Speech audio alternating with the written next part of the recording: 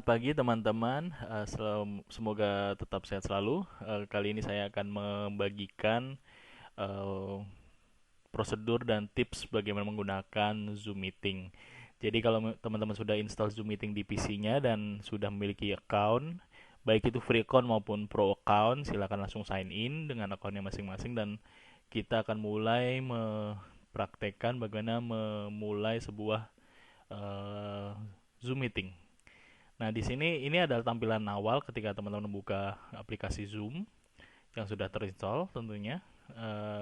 Langsung saja klik New Meeting untuk masuk ke dalam ruang meeting. Nah,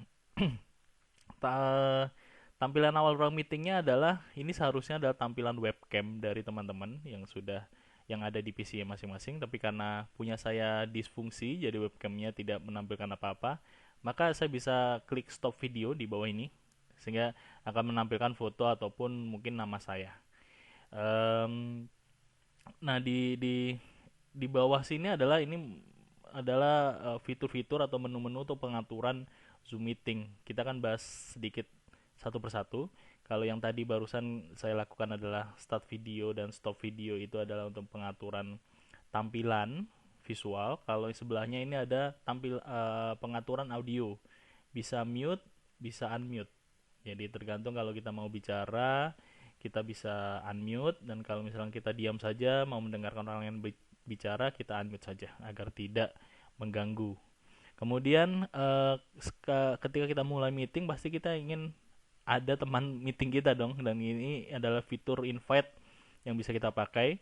Kita bisa copy URL kemudian kita paste ke entah itu WhatsApp group ataupun ke Telegram atau kemana agar orang bisa mendapatkan link menuju ruang meeting ini. Kalau mereka sudah install Zoom, harusnya ketika klik mereka akan langsung diarahkan di gawainya masing-masing untuk membuka aplikasi Zoom dan langsung masuk ke ruang meeting kita. Ya, kemudian fitur berikutnya ada manage participant. Kalau kita menjadi host di dalam meeting itu, kita perlu memastikan partisipan kita teratur ya, dan fungsi inilah yang dipakai di dalam fungsi inilah yang yang fungsi manage participant inilah yang akan membantu kita untuk mengatur jalannya meeting. Mulai dari awal kita bisa apa namanya atur di sini ketika orang masuk pertama kali itu harus di mute atau tidak, kemudian peserta itu bisa unmuting sendiri atau tidak. Nah, itu kita yang ngatur, bisa atur di sini. Ada fitur raise hand sebetulnya, angkat tangan kalau mau bicara. Nah, itu bisa juga diaktifkan nanti kalau ada partisipannya. Jadi kalau partisipannya kita mute, mereka mau bicara, mereka bisa angkat tangan dan itu kita bisa unmute mereka. Ya, itu yang kita pakai di manage partisipan. Kemudian kadang dalam meeting kita harus tampilkan atau presentasikan satu dokumen atau satu file, itu kita bisa pakai sharing. Share artinya share, kita men-share apa yang ada di dalam PC kita, di dalam layar PC kita. Bisa yang kita share adalah screen. Kalau kita share screen ini, seluruh aktivitas yang kita lakukan di PC kita akan terlihat kepada partisipan meeting. Tapi kalau kita mau membatasi hanya file saja, hanya beberapa file atau beberapa aplikasi saja, satu aplikasi atau satu file saja yang mau kita share, nah kita bisa pilih yang di bawah ini. Biasanya untuk sharing ini kita pakai menu basic saja karena menu advance dan files ini tidak terlalu banyak dibutuhkan, bisa tapi tidak terlalu penting di dalam konteks meeting dalam Zoom ini. Biasanya dalam Zoom yang dibutuhkan adalah presentasi satu hal ataupun praktek, entah itu praktek bekerja di dalam komputer.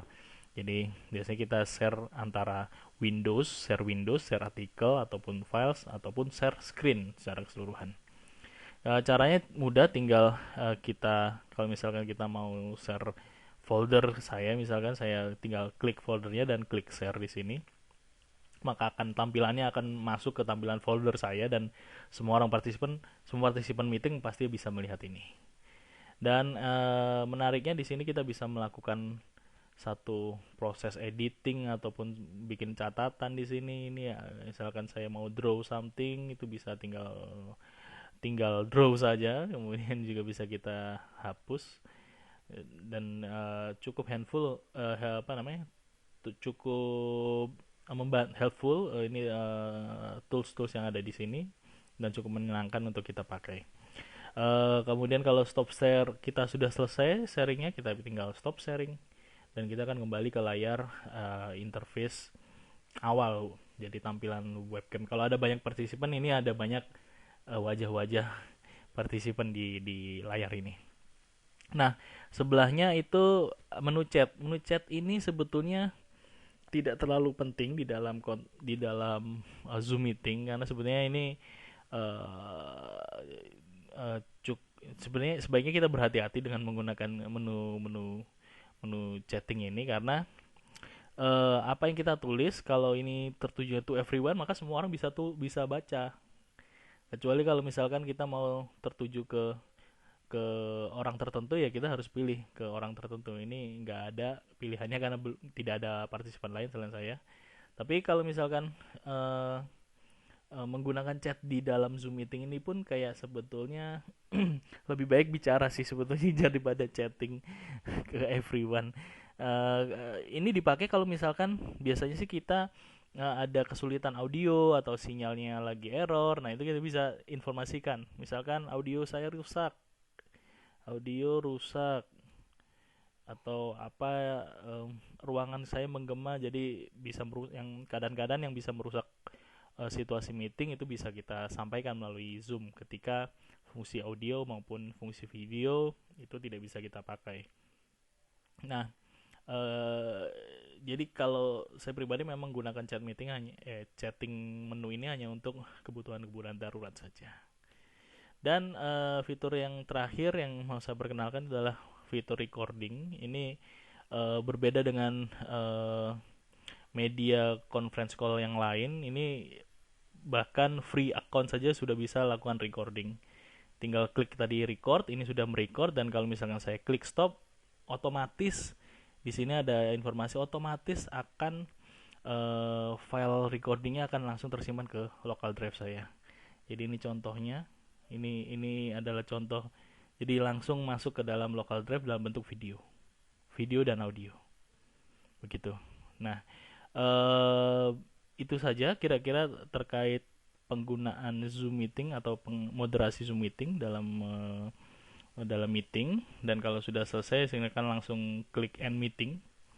Teman-teman bisa leave meeting tanpa harus menutup forumnya, tapi bisa end meeting untuk menutup forum sekaligus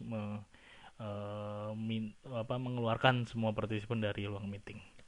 Misalkan seperti ini. Nah, fitur lain yang ada di Zoom meeting ini sebenarnya fitur membuat schedule meeting. Membuat schedule meeting itu tinggal klik schedule. Seperti biasa ini harus dimoderasi. Yang paling penting ini jamnya, tentukan Jakarta. Password kalau tidak terlalu penting amat tidak usah diberi. Video kalau mau defaultnya di on kan saja. Yang sisanya itu telepon dan komputer audio. Kemudian kalendernya ini langsung masuk ke Google Calendar. Misalkan kita klik schedule, itu akan masuk ke Google Calendar kita. Tinggal kita pilih akunnya, misalkan akunnya Andri Firdaus, lalu kemudian akan masuk ke Google Calendar saya. Tadi di mana ya? Sebentar, belum keluar kayak ini. Belum keluar. Atau bukan ini. Oh, ini dia. Bukan di situ ternyata. Di sini. Nah, ini akan muncul link menuju ke ruang meeting sama ini juga. Nah, tinggal kita bisa langsung send invitation ke siapapun yang seperti halnya kita send invitation untuk offline meeting. Tinggal save. Nah, nanti kita tunggu jadwal meeting yang sudah kita tentukan. Di sini akan ada jadwalnya. Jadi kapan waktunya kita bisa langsung start. Kalau memang sudah waktunya meeting, kita akan start meeting. Kira-kira itu teman-teman sharing dari saya terkait Zoom meeting. Silakan gunakan Zoom meeting. Kalau ada pertanyaan langsung saja hubungi saya di andri.firdaus@cikal.co.id. Terima kasih, selamat pagi.